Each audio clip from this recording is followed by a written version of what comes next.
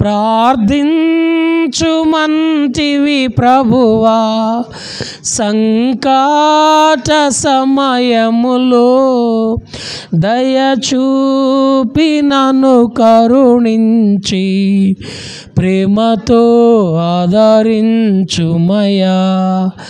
దయచూపి నన్ను కరుణించి ప్రేమతో ఆదరించుమయా. నీ పాద సన్నిధికి కృపామయా